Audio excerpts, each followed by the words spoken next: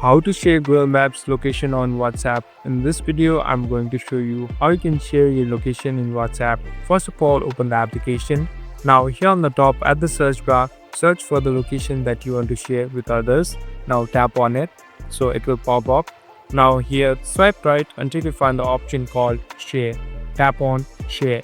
In most of the cases, you'll be able to see the option of directly sending it in WhatsApp, but sometimes you cannot find it too. So it's better to copy it in your clipboard. So this will generate a link that you can share.